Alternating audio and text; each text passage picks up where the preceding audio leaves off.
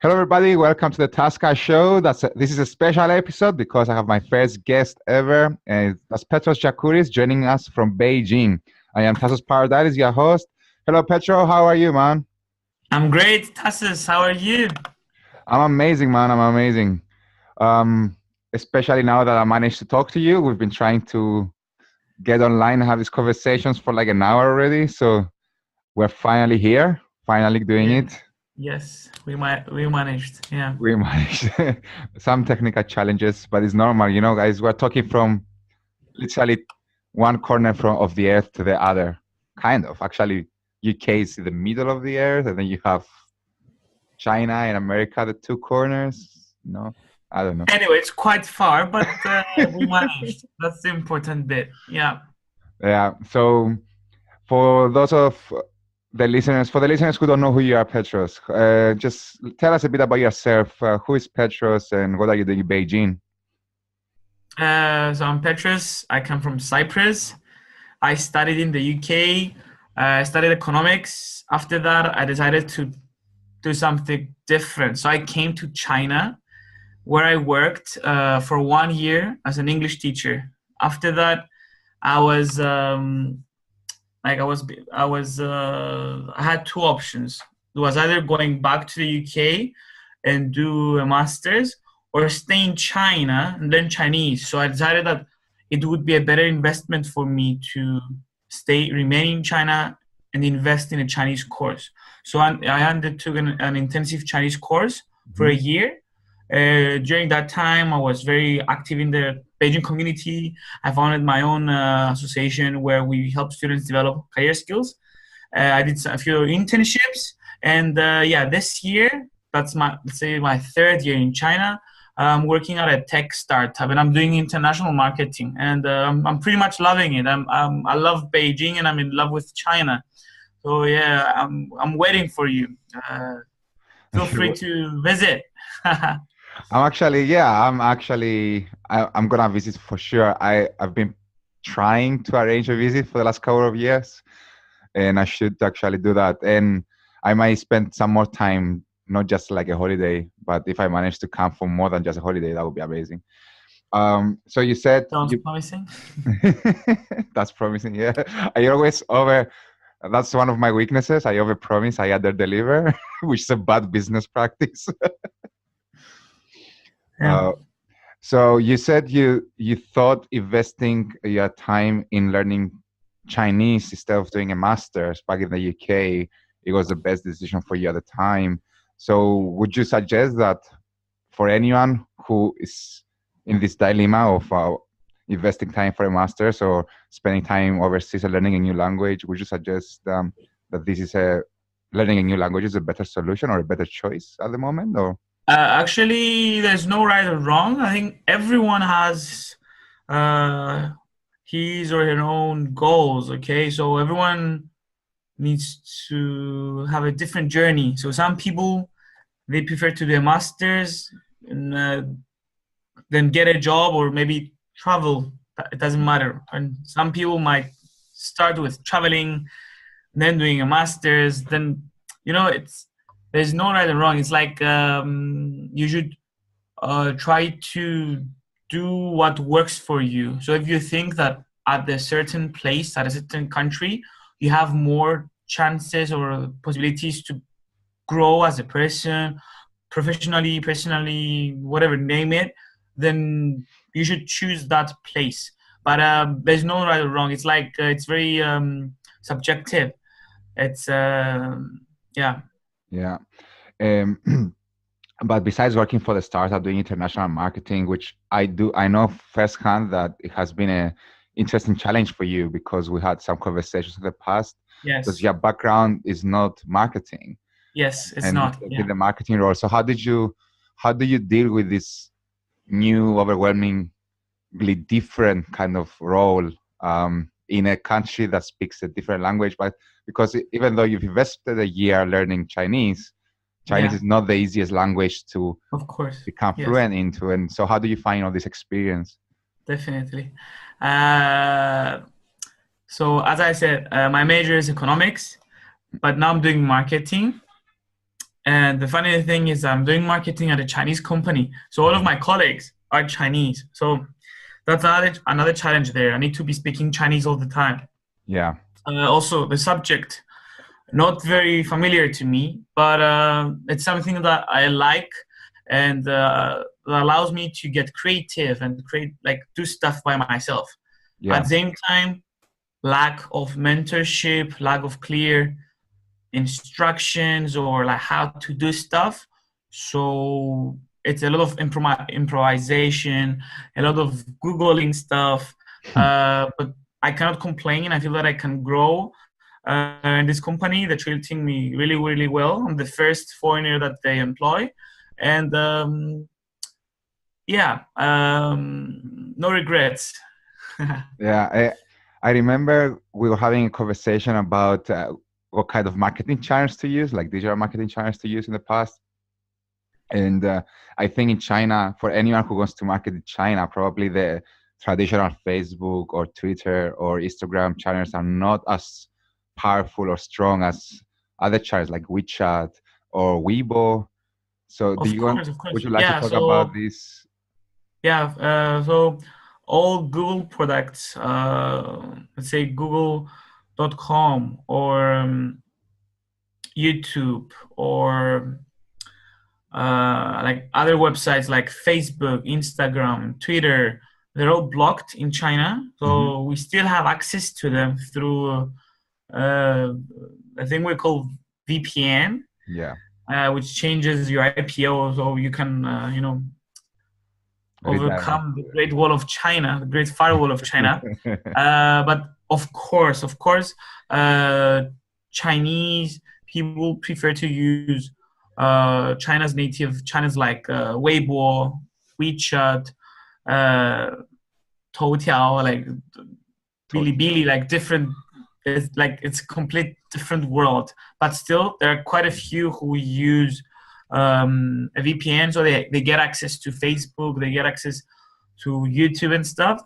But for YouTube, the Chinese have Youku, like it's the different. For Facebook, they have Weibo. For WhatsApp, they have WeChat. It's different, and certainly doing marketing in China is quite different to doing marketing in other places. Like I haven't done any marketing in other places, and mostly focus on expanding the international reach of the company. So right now I'm working on Facebook ads, and I'm learning. So it's all about planning and researching enough and testing your ideas and failing and learning and training again. Yeah, obviously. Yeah.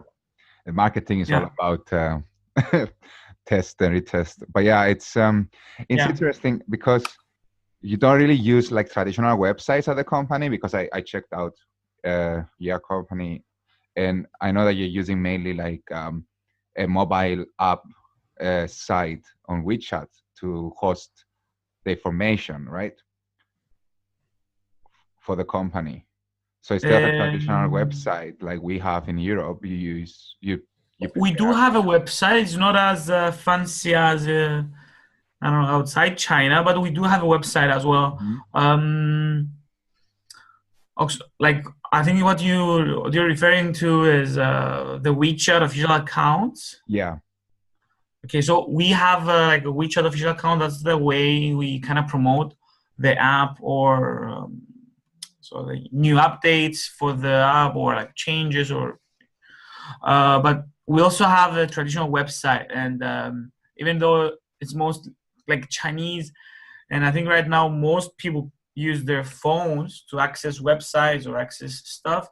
In China, the trend is using WeChat. So WeChat is everywhere. So WeChat is like the app that can do everything. Like you can buy food, you can get a cab, you can send money to your friends, you can you can call someone, you can do anything, like send voice messages, like unbelievable. So if I'm a American or a European company trying to expand to China, to the Chinese market, the best way for me is to understand WeChat and try to get into this platform if I want to Certainly, reach. certainly. Yeah. Yes. So that's an interesting insight to have. Besides marketing, I know that you're also spending a lot of time to build a team of volunteers around Beijing University. Am I right? Yeah. And what are you doing with this team of volunteers, and what are you doing in Beijing besides work? So being myself, like I'm a people person. I love interacting with people. I love learning from others, and I love sharing my ideas as well. So in my second year, while I was studying at the Chinese university, Mm-hmm. I felt lost. So I studied economics, Yeah. in the UK. When I came to China, I taught English, and then I was learning Chinese. Like at some point, I'm like, where am I going with this? Like, am I lost? Have I lost my way? So I reached out to my school's career support department, and it was all in Chinese. So it was like minimum support for international students. Like that's the case for my university. Like other bigger universities in China might have a better support system for international students, but in my case, it wasn't so. So I tried to find a way to, help myself find his way, and at the same time help others. So I established this initiative to help students develop career skills, and we have like volunteers and organizers, event organizers from different universities across Beijing. And what we do was different about us is that we hold interactive workshops that aim at teaching students like applicable skills that they can use in their everyday lives, either to grow their network or make friends, find a job. It's very practical. We don't do seminars like we like practical stuff and interactive, where people get the chance to talk, make friends, and that's where the magic happens. So I think that you learn through doing and not just listening. Like, even though I love TED Talks and I love your podcast, I really believe that the value in actually doing something is much higher than just passively. Like hands-on experience, basically. Yeah. How do you call this initiative? It's called Beehive. So the hive is like the safe place where students can come, work together, buzz, and make things happen, like grow. And it's amazing because so far we have empowered more than 600 students. So we said that last year we've organized 12 events so far, and it's amazing to see people gaining confidence, especially the people that work alongside me. I can see the difference in their behavior, in the way they carry themselves. They're more confident, they believe in themselves more, and they feel that what they're doing matters, and that's where the value is. That's when people feel that they're achieving something, then that's when they will be motivated to do stuff and produce results. Actually, listening to you expressing all these experiences and what you're doing, I can see the passion. I can see that you're very excited about everything you do, guys. But I do remember one of the main challenges that we talked about, because we both built in the past, we had to go through the experience of bringing people together to work with us on a volunteering basis, built a volunteering basis team, and we shared some ideas on the challenges and how to do that. I would like to hear your thoughts and insights, and I think the audience would like to, because there are a lot of people probably who are thinking, I would love to do something, but I don't have the team or the skills to do that. How do I put a team together, as I don't have the budget to do that either? Yes. So talk about it. I think it's an interesting topic for everybody. Well, to be honest, I was never like a natural leader. I was never the person who would take the lead and do stuff, be the first to do stuff.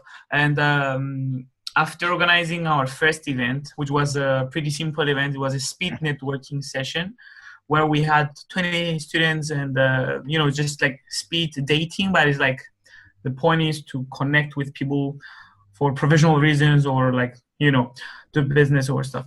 After that event, like I felt that I can do stuff and I can, do more than what I think I can do. But in the process, many people volunteered, many people want to help out. And I remember when we were talking about this, it was like maybe 4 months ago. So like two members, like two important members of my team decided to back down. And, because everyone is a student, everyone, they have their own studies, they have their own, priorities. They decided to back down.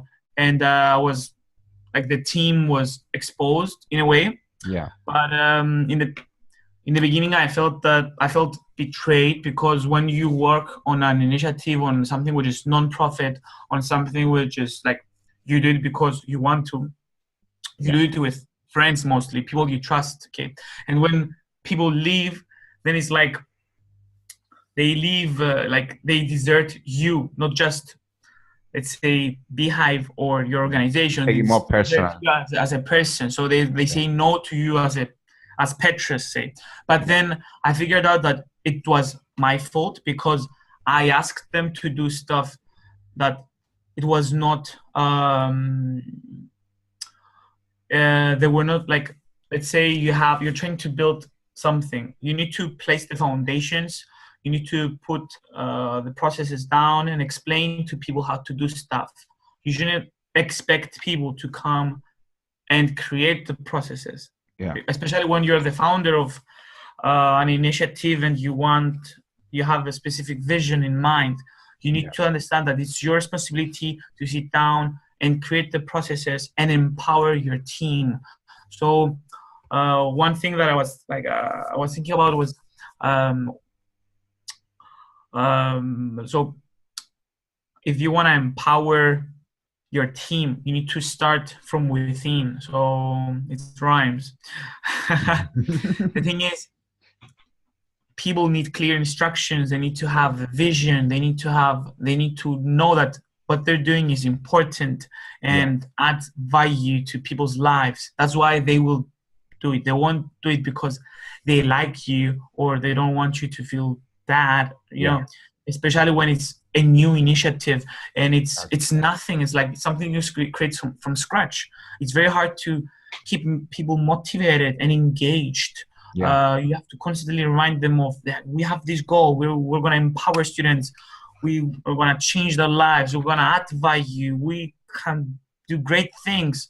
And you have to remind them of that constantly. It's not just like, okay, we have to do this and this and that. Okay. You do it. Okay. That's it. It's not like that. You have to be like, we have to do this.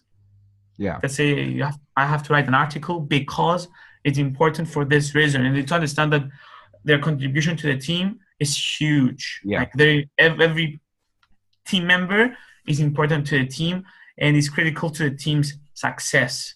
They should feel important and they should feel that they're growing along with the project, not just doing work and not knowing why they do what they do. Exactly. Especially when people don't get paid with money. Of course. They have to get paid on a different level with something different. And it's actually one of the things that I like to do is trying to get once a week I don't have a team right now of my own because I decided to come back to uni to do my master's. But what I found out as an effective way of doing things myself is once a week to sit down with the team and be like, all right, that's what we achieved last week. And the work that you guys did helped us achieve that. And that's how many people we helped, or that's how many people thanked us. Because a simple thank you, I was always actually fishing for compliments on social media from users or clients to say thank you to the team, because like a simple thank you from a user or a client, it could make everybody feel appreciated. And it goes a long way. And I would show that once a week to the team. If I had a thank you or two thank yous from people, I'll be like, you guys, these thank yous to you is not to It's not to me or anyone else. It's to you. You So rock. You're amazing. They need to listen to it. yeah, exactly. So Yeah. basically, that's it's pretty much a similar approach, and I think it's important, and it's very difficult. But on a personal level, I think it's very difficult from the leader to always be feeling good, because Yeah. you need to pretend that every day you're awesome, every day you're good, especially if your colleagues call you on the phone or if they want to see you for a coffee. Even if you feel like I don't want to do anything, you have to be there, and you have to make your voice sound like you're filled with energy and positivity, and even when you're not. And I want to talk to you about this because I know that you have a routine every morning that gets you out of bed, and I know that you have you love exercising, and I know that exercises and routines help you be more productive. Yes. So what do you let us know about this? What's your routine, and how do you get to be more productive because of that? Sure. So maybe 6 months ago, I watched. I didn't watch. I read something from Tim Ferriss. Yeah. Who's an excellent entrepreneur, writer, motivator. Like, he's everywhere. Yeah. And he said that you should have this routine. So every morning when you wake up, you need to write down 3 things that you're grateful for, 3 things that you want to achieve today. Yeah. And daily affirmations. So today I feel amazing. Today I feel organized. Today I feel driven, Yeah.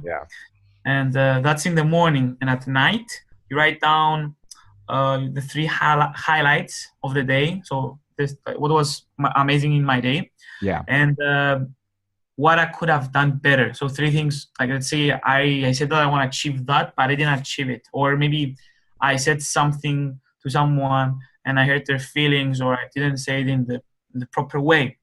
But anyway, so that's to start having good habits, you need to have a beginning and an end. Okay, so the beginning is when you wake up and you write down this stuff, like what you're grateful for, what you want to achieve today, and how you feel today. And then at the end, before you go to bed, you write what like your 3 highlights and what you could have done better. Okay. Yeah. And you need to fill everything that's in between with things that matter to you, things that work for you, they motivate you, they will help you become better. Yeah. And they work for you. And I fill my day with activities like meditation. I've been using Headspace for the past 4-5 months. It's an amazing app for meditating. I've been reading books, of course. Right now I'm reading Tao of Seneca, which is about stoicism. It really helps you get in that mindset of it's okay, it's not that bad, you should be satisfied with what you have, and it's all in the mind, and you're the creator of your life, and it's awesome. I love it. It's actually interesting because I actually started reading the Daily Stoic as well this week.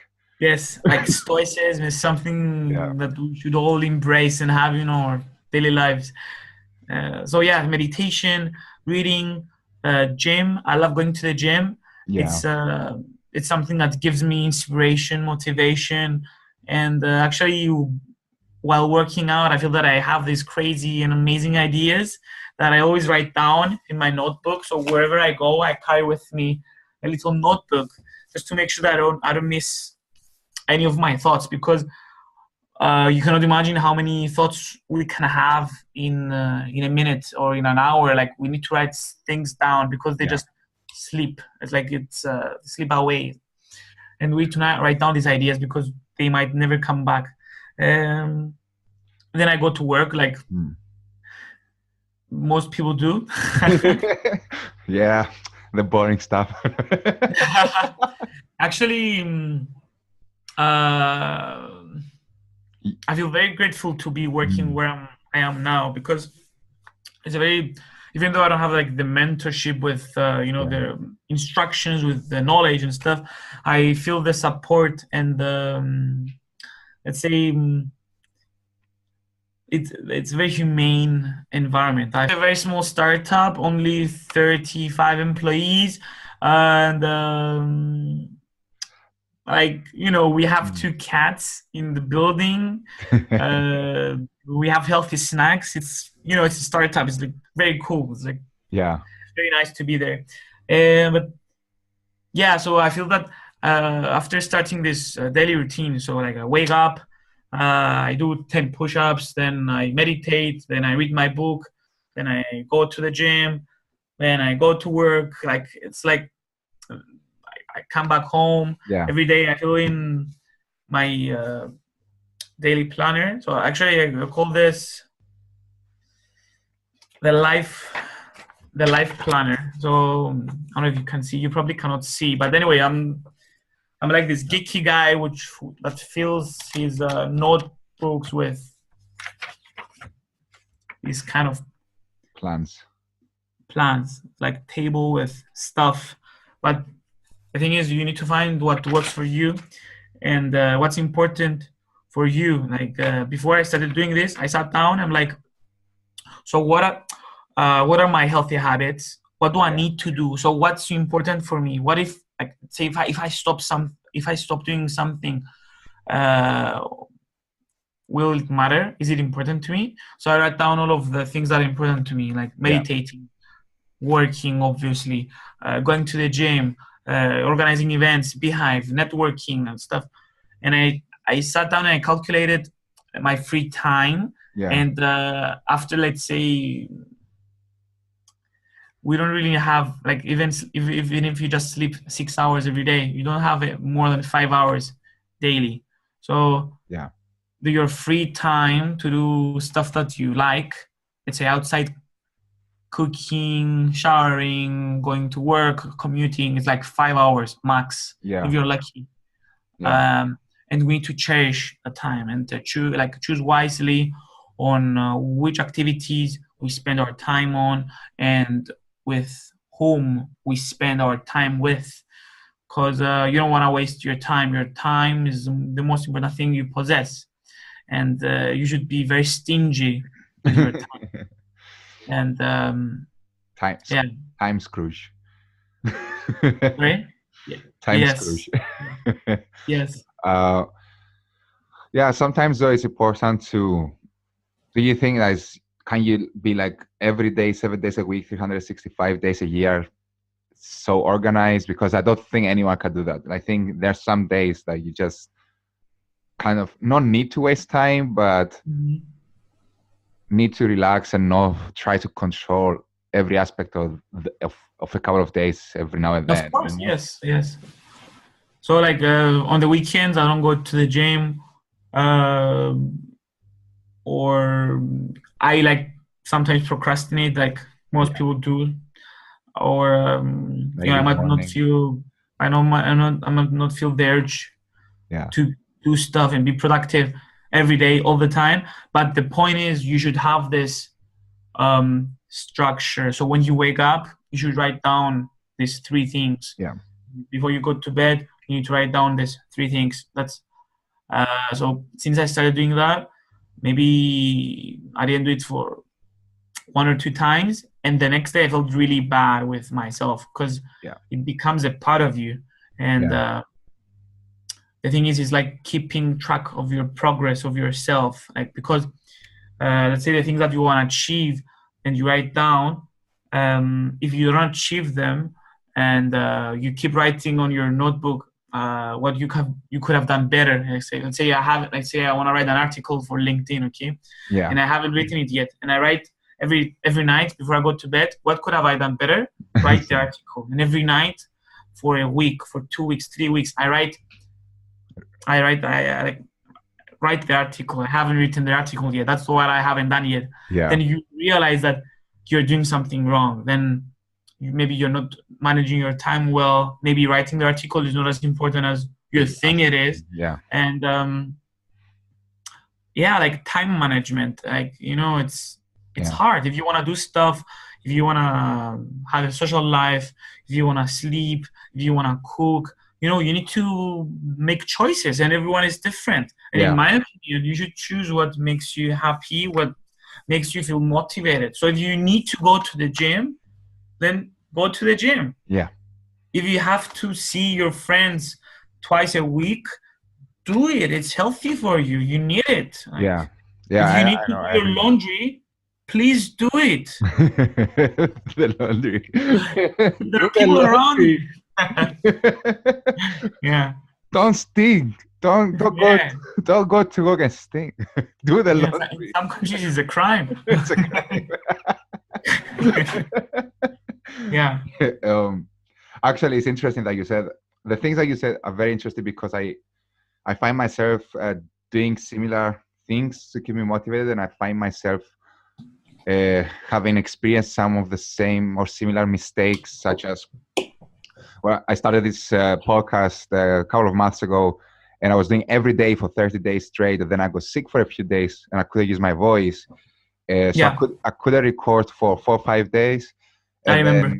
And I felt very bad about it, but then it took me another extra week just to start recording again, because I felt so weird about it, and so I beat it up myself a bit. So it's and that's one of the things that Stoic philosophy is teaching us. Like, some of the things you cannot control. So I cannot control the fact that I couldn't use my voice for 5 days, but I shouldn't beat myself up for it. Or it's beautiful. Yeah, it's beautiful. Yeah, and all the exercising thing, I try to kind of have some life hacks myself, if it makes sense. So one of the things that I like to do on this area is, if I don't feel like I have time to go to the gym, can I exercise outside of the gym or on my way to work or my way to uni? Instead of taking the bus, maybe I'll take life hacks bicycle. to save time.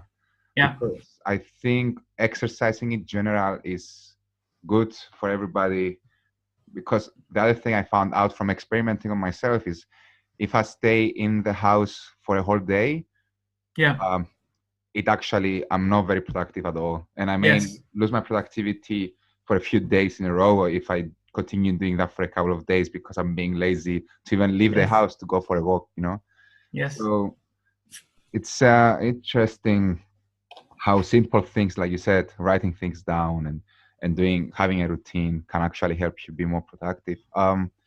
Of course, the main thing, the highlight of your day tonight would be talking to TasCast. Of course, I'll be writing it down. Like, amazing. What was amazing about today? Talking with TasCast. Come on. Of course. Again, Petro, thanks. I know you have a very busy schedule, and I appreciate the fact that you joined the podcast on a Saturday. Thank you for the invitation, TasCast. It's my pleasure. We've been talking about this for the past month. So, I'm glad we've managed to finally do it. I know, right? So we're very organized. Of course, always. I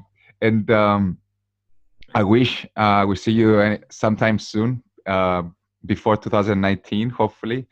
Yes.